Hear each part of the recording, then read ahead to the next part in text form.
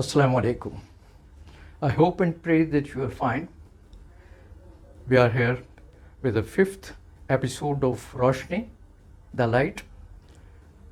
To the viewers who have joined from today, I would suggest that you also look and view the previous episodes.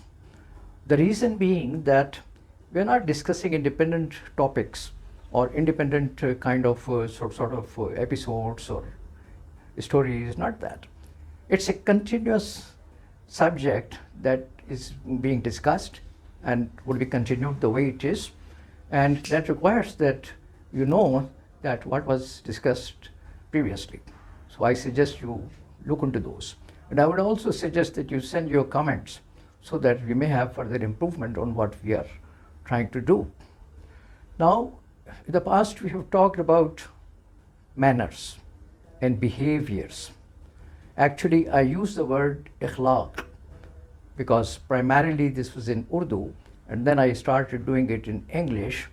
I don't find a very comprehensive word which translates the meanings of akhlaq, but the nearest that we can think of are manners and behaviors, maybe. We have talked about these manners and behaviors in the last episodes. It's a very broad subject.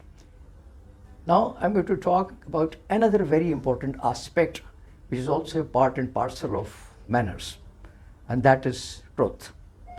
We must speak truth. That's the lesson given to us. That was the teachings of our beloved religion, Islam, which tells us, rather orders us, that whatever the conditions may be, we need to speak the truth. Our speaking the truth may lead to some loss for ourselves, for our parents, our siblings, anyone. Regardless of all that, we got to speak the truth. One thing. And second thing, we should be very straight and clear in our statements of truth. We're not supposed to, we're not expected to mix some truth with something false. That's not permitted really in the right context of things. So we have to be always seeking truth, speaking truth, and not mixing up. Because if you mix something bad with something good, then ultimately the end result is that the good thing also becomes bad. So keeping that kind of argument in our understanding, we should be very careful that we do not mix false with truth, because that will damage the truth. So we got to be very truthful in our character, in our statements, in what we teach to our siblings, to our younger people with whom we come in contact. Maybe if you are starting a job as a young person, then you got to be very careful in your job that you don't talk something which you don't know about. You handle your juniors with respect, utmost respect as a human being. And then again, you don't have to tell them something which is wrong. You have to be very clear in your own understanding of what you're going to talk. So that's very important. And our religion says very clearly, as I said, that we should never be afraid of any damages, consequences which may arise as a result of our speaking the truth.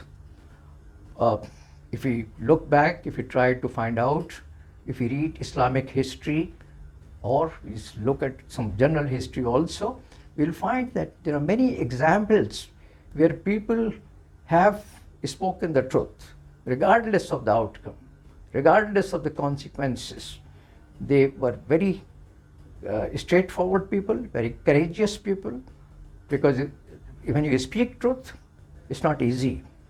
You have so many of oppositions, you have so many of problems and impediments, frictions that come in your way, and you are sometimes afraid of them, and because of that you keep yourself away from speaking the truth. But that's not right. That shows a a poor character or a person of not good integrity.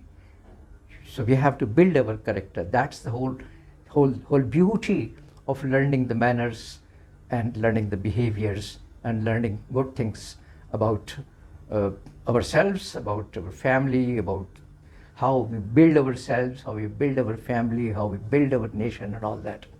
So we got to be careful that we always speak truth. We do not mix truth with anything false. Truth must remain as pure as anything else. Take care of yourself. We'll meet, inshallah, next week. Assalamu alaikum.